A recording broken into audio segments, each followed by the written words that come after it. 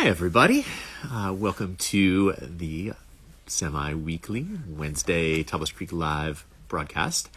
I'm Jason Haas, partner and general manager, as usual, your host. I am incredibly excited for Becky Gray to join me today. She has been the executive director of Must Charities since the beginning, and they're doing incredible work in our county. But as we wait for people to join, I will start by giving you a little tour of what's going on. So I'm going to start with a little bit of, I guess this is weather. We got 0.04 of an inch of rain, really a little disappointing. We had been forecast for maybe up to half an inch. It was enough to clean off our solar panels, and that's about it. It is super dry out here still. It looks like we have a chance of a little more rain this evening. Or tomorrow, I guess, and then maybe something a little bit more significant next week. But that is very much what we're looking for is rain as soon as we can get it. The vineyard itself is fully dormant.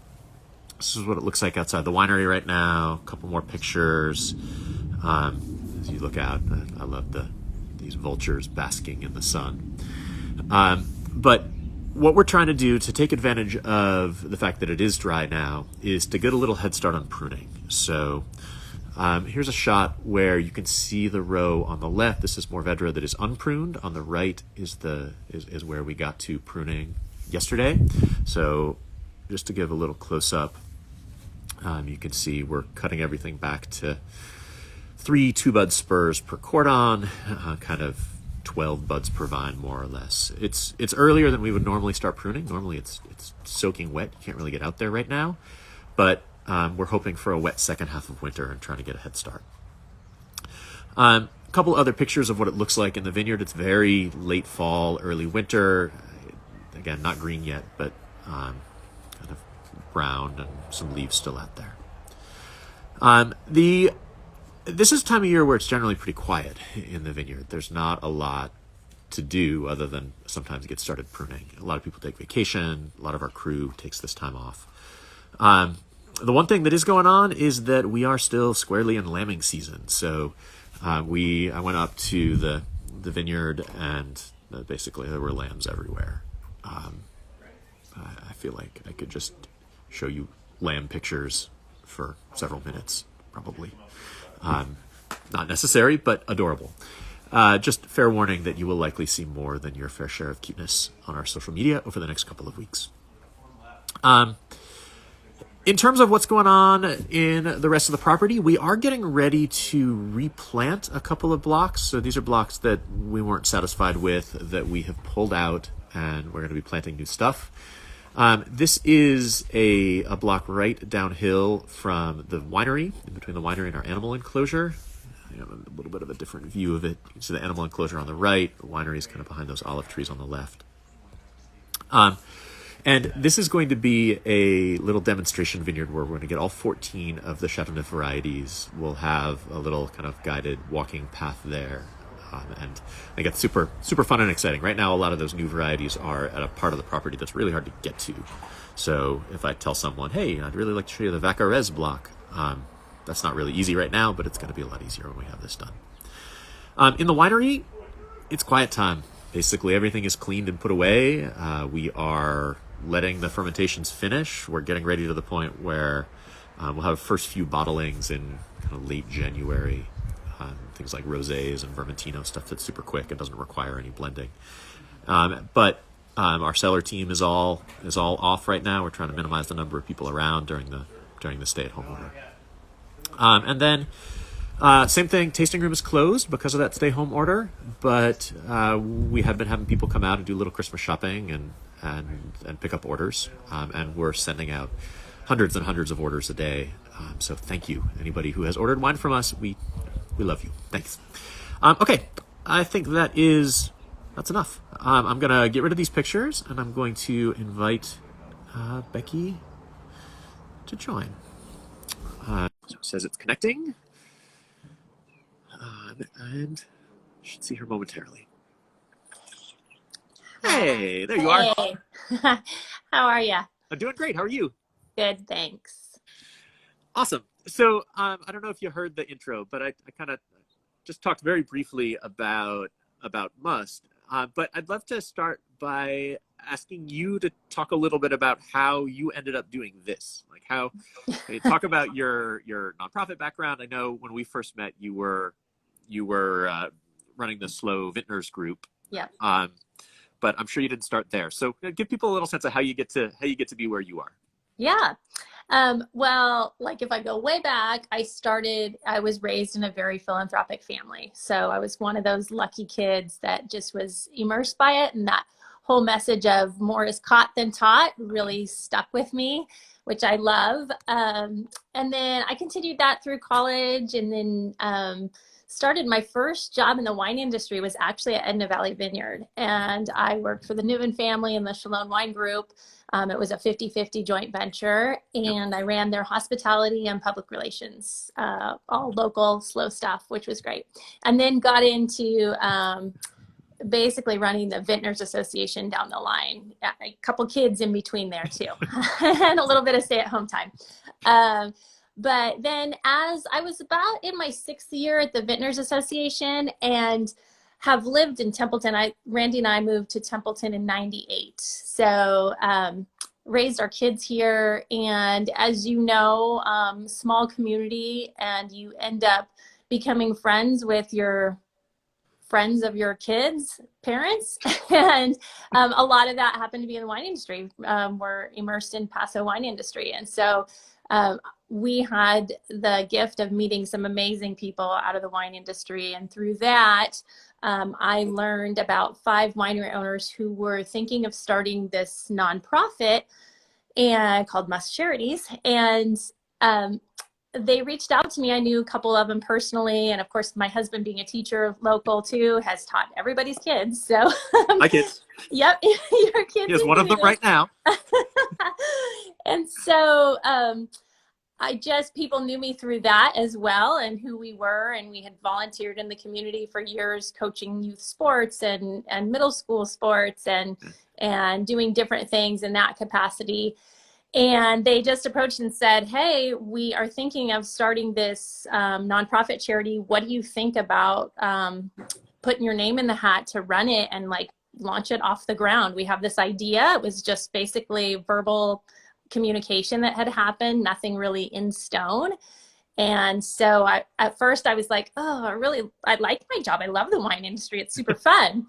But at the same time, I also love philanthropy, growing up around it. And so I had actually, like the weekend before I got the email asking me to apply, I had helped a friend who was getting ready to have some foster kid placements in her home, and she just needed some help. And I happened to have an afternoon where I could do that. And I came out of there going, gosh, that felt so good to help. I have no idea if I'll ever meet these kids or what will happen from this, but gosh, that felt good.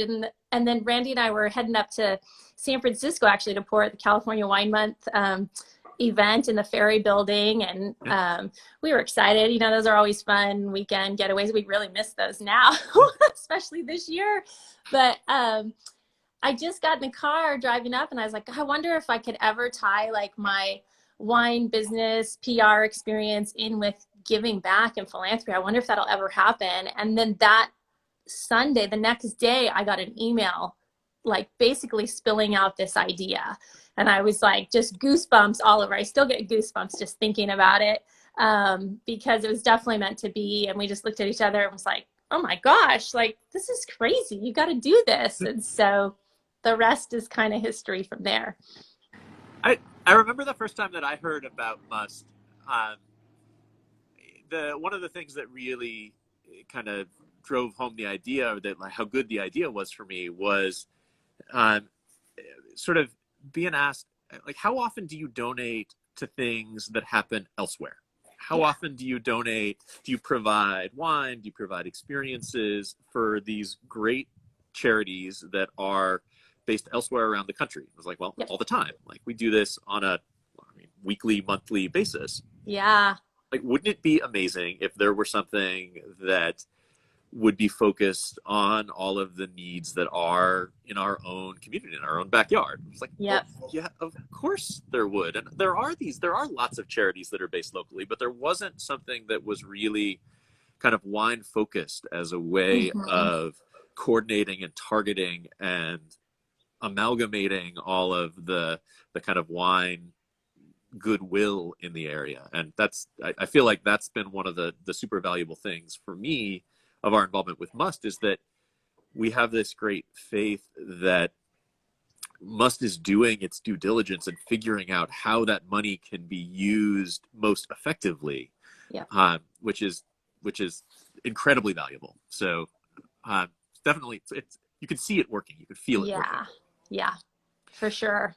So with you describe, I mean, if you sort of, what's your elevator pitch description of what Must does to people who don't know it? We're basically fund managers for social good. I mean, that's it in a nutshell.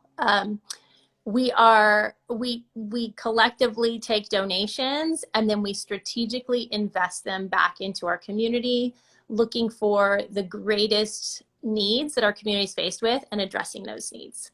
So that's basically it in a nutshell. It's one of those things where, when this group was starting this, and you guys were involved right out of the gate, which Mm-hmm. Thank you, by the way. So Please. Awesome. And I remember you being on one of our first committees too, which was great. It's one of those things, like, you have a full-time job, like you are running a wine business, like you're running a lot of different aspects to that business, and then to take the time to do your part to invest and really do the homework of how do I invest back into our community, that takes a lot of time, especially when it comes to social giving, because you can invest in a hospital or a university and know that, like, you're going to see results, and you're going to see that right away, and you're going to know, like, okay, I'm going to put X number of dollars into this building, and there's going to be so many more rooms of that hospital, which will then impact our community in a positive way. Well, when you're giving in the aspect that we give, which is social giving, it's really difficult to track, like, the outcomes. And so you have to do due diligence on the front part of making sure, okay, do your homework, do the work. How am I going to invest? What is the impact this is going to have? How do I hold them accountable? And to do that and do it well, it takes a lot of time. And that was the whole premise behind Must. And that's what we do. We manage that giving fund so that you don't have to, so that you can do what you're gifted at and where you need to be. And we do the rest. And it's pretty powerful what happens when a collective group comes together. And you mentioned something about the cohesive giving unit coming out of the wine industry. And that was one of the things one of our founders saw right away coming out of the NFL, was he saw that, like, cohesive giving unit and how powerful it could be. And in the wine industry here, we were one of the largest economic engines in our county, and yet we had no philanthropic cohesive giving that was happening. So the power behind that is pretty impressive. When great people come together, good things happen. You could tell that it was Terry who I had that conversation with. Yeah, it was Terry. Yes. Yeah. And one of the other things that I think is cool is that in large part, what you're trying to do is create kind of discrete projects that have the ability to kind of build or transform the recipient into something that is better able to carry out its mission. Yes. So that it's not just that you're 12% of their annual budget every year. It's something that allows them to build capacity or allows them to build expertise, and you provide some of that kind of organization building expertise as a part of the donation. Can you talk about that? Yeah. Well, it's interesting. There's a lot of different studies out there and articles written, but in order for a community to be really healthy and strong, we need to make sure that we have it's kind of like a three-legged stool, if you will. Like, our private sector needs to be really strong, our public sector needs to be really strong, and our nonprofit sector needs to be really strong. And in order to do that, we need to invest in the foundations of those nonprofits who are servicing the front line. And so that's really what we do. We're not just throwing money at issues. There are issues, but we're taking data such as, like, what is one of the biggest needs that we have? And I'll walk through an example. Like, our first project was the Boys and Please. Girls Club. And in 2012, when we started with them, there was one little club location, not very visible, in Paso, and serving 100 kids with a pretty hefty wait list. And yet our community needed that. There was a study that had been done, a couple different studies, and one of them had identified that there were over 4,000 kids in our community who didn't have a safe place to go after school. So we look at data, we comb through data, and then we look at, okay, what are all the other after school programs out there, and how accessible are they? One of the things in our industry, in the wine industry, farming, is that we need to make sure we're supporting those families who we rely heavily on business. And it's not even just in the wine industry, it's hospitality, it's tourism, it's whatever those fields are. And so we wanted to invest in something that could be really affordable for those families, where anybody could go to an after school program, and it wasn't have needs, have not needs, or what have you. It didn't matter. We wanted all sectors to be able to come, all different levels of society to be able to come and send their kids there. So in 2012, that was one club site, 100 kids being served at that club site. And then we took them in 2019, we were just looking at some data. We don't have the 2020 yet, but there's now 12 club sites. So we helped there was a whole merge that happened with, one of the things that we always do is, how do you work smarter, not harder? And so using that models, like, okay, like if we can streamline how organizations do business, like we ask a lot of questions. We're very curious, and we probe a lot. And one of the things was a merger for them made sense. You can have one hub that does HR, that deals with HR, payroll, all that, so that more money can be provided on the front lines, and then offering more services. So we went from serving 100 kids to over 6,000 kids in 2019, and an annual operating budget of about $350,000 to over $2.6 million. So we really invest in the nonprofit who's servicing the needs. And our goal is, like, how do we help them basically further their mission? What do we need to do? And we don't go in and tell them, oh, you need to do this, this, and this. We go in and say, if you could be any club in the next 5 years, or any organization in the next 5 years, what would that look like? And we have those conversations, and then we start asking, okay, in order to get there, let's create this backwards roadmap, if you will. It's kind of like strategic planning. Yeah. And then in order to get there, and that's the win for our community, we know that our community needs X, and what do we need to do to get there? And so then we create this roadmap, and then we get down, and we don't even talk numbers yet. And then we talk numbers. Once we figured out, okay, this needs to happen, then we start saying, okay, is this realistic? Could you really grow this much? And then sometimes we have to actually talk nonprofits off a little bit of a too big of a dream and back into a reality. But then we put dollars to it. We come in heavy dollars up front, and then we slowly wean ourselves off, because one of the things that is important to us is that the nonprofit isn't always going to rely on us year after year. So we might partner with them for 4 years, but part of the partnership is that they have to come up with a plan that basically shows that they can carry on without us at the end of this project, which is really important, because that's what's creating a stronger community. Yep, I totally agree. I love that. I love that aspect of what you too. do. And so you're usually working on what, like 3 or 4 projects in any given year? It just varies. I mean, it depends on community need. It depends on our funding. Right now, we have 3 active projects going. We wrapped up one, and we've got 3 active projects going right now. So tell people what those are. So right now, that is with, we have 4, I guess. Okay. So like I said, 3 or 4. 2 of them are with the same nonprofit. So we do have, we're still involved with Boys and Girls Club.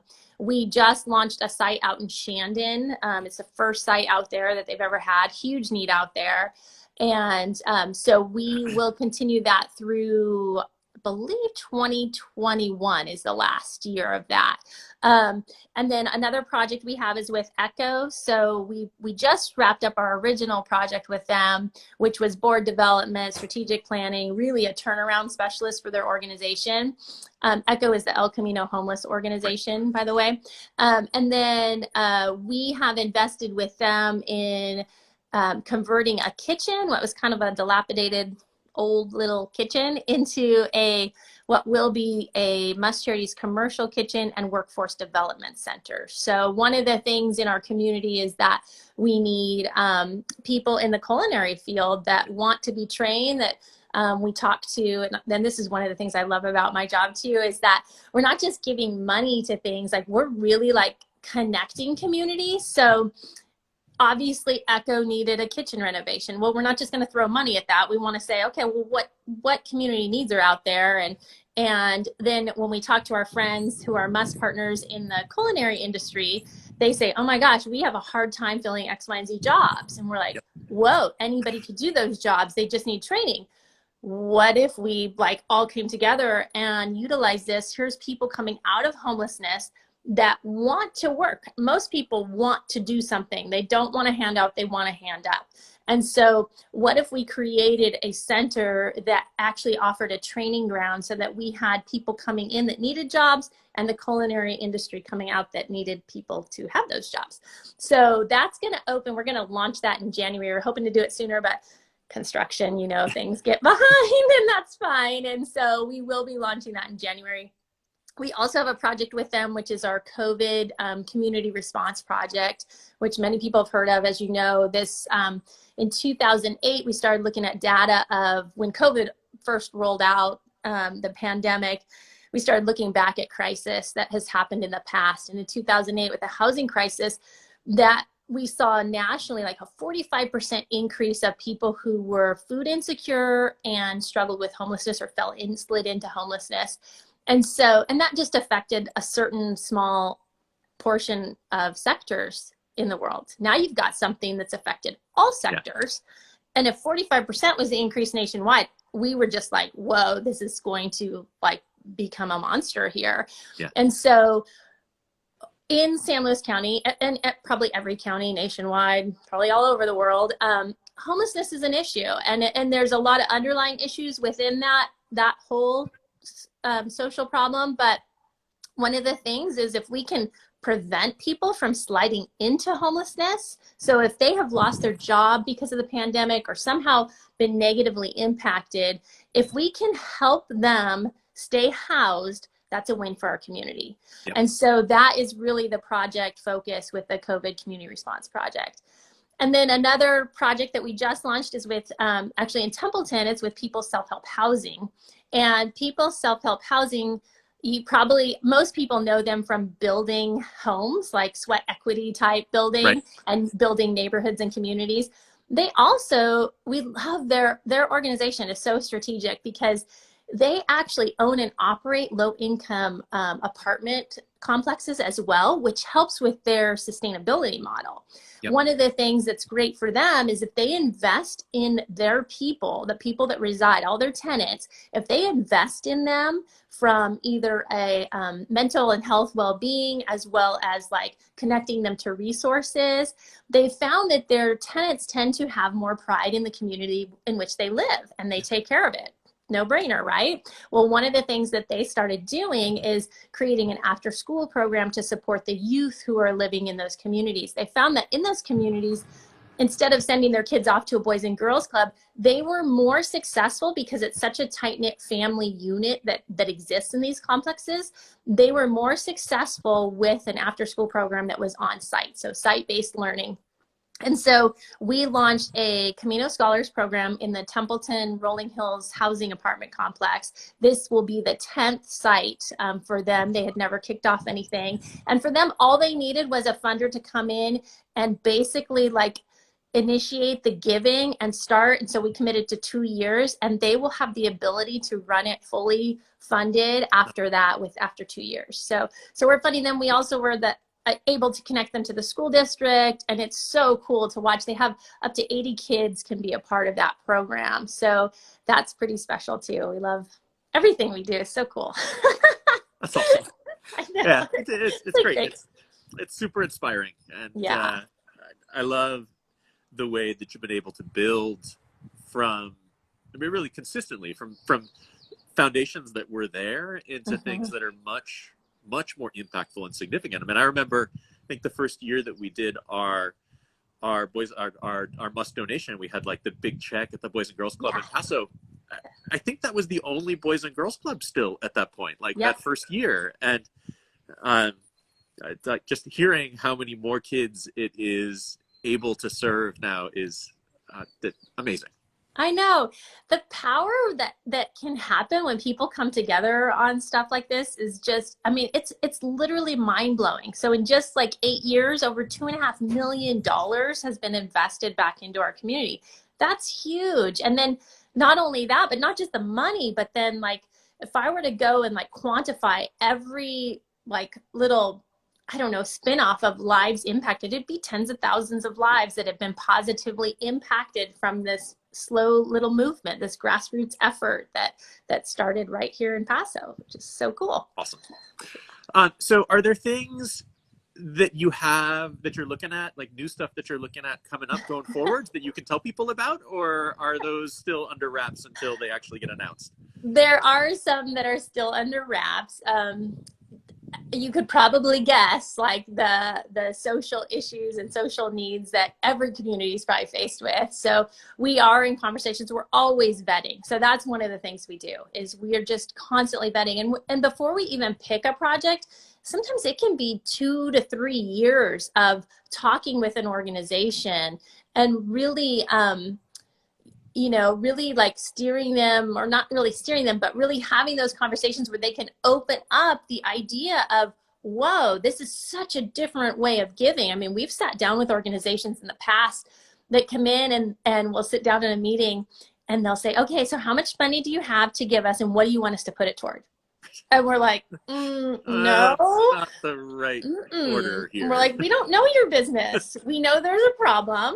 We know it needs to be addressed, but you know your business best and we want to help you further the mission. We know you can do it. And so it's kind of like giving them I think someone from CASA, a board president from CASA once said, it's like you give nonprofits the wind beneath their wings so they can really fly. I know that's kind of a cheesy like song saying, but it's true. It's like, our goal is to really help them dream. I mean, they are the ones that are so buried in their work and doing the hard work. And we're so grateful. We have some amazing nonprofits with very hardworking individuals who they put in like countless hours. It blows my mind. And one of the things we do too is we sit on boards. So we do that because our investment is so, I'm accountable to like you're an investor with Must. And I've got to make sure that every dollar is spent diligently and effectively. And I'm held accountable to those dollars. And one of the cool things too, Jason, that I wanted to make sure we highlighted is when we were, when Must was being formed, it was really important for our foundation in that our board of directors covers 100% of our overhead. So that every dollar that you give goes 100% to the project. And that is unheard of in this industry. And it's hard to see, even if you looked at our 990s and our, if you went on to any giving site to check us out, it's hard to see that because tax reasons we have to like identify all these different lines, but we are 100% covered. Our overhead, our staff, our office, everything 100% covered by our executive board's commitment to giving back. And then so that 100% of what people give goes right to projects. Yeah, that's so cool. Yeah. Because we are in the middle of our own Must month. Yeah.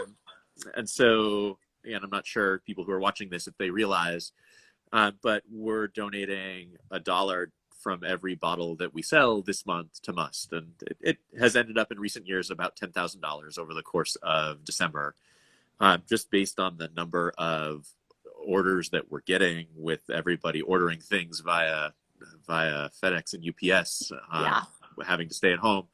I think we'll be significantly above that this year. But just so that everybody knows, we're super grateful to all of our all of our customers for helping us help this great organization. So yeah.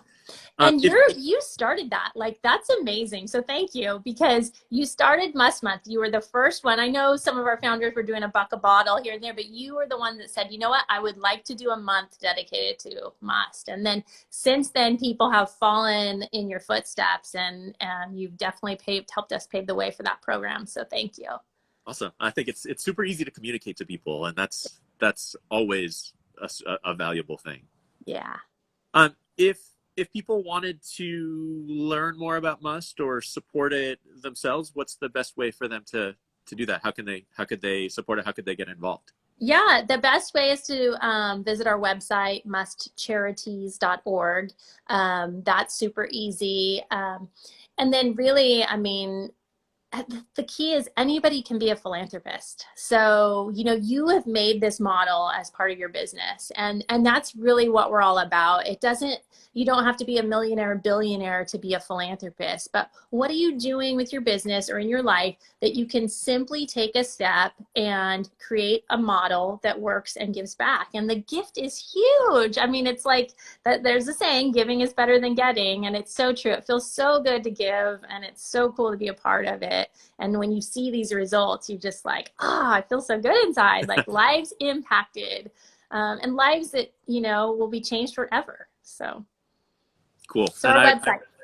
I would also urge everybody, if they're not already, to follow the Must Charities on social media. I love the Instagram stuff that you guys are sharing, and it's super fun. Yeah.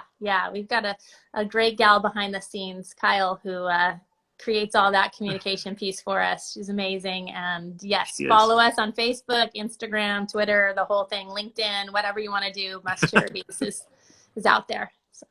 Awesome. I can't believe that it's already been half an hour, but it's already been half an hour. I